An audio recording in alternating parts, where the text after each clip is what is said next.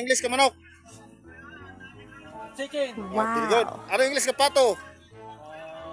Chicken.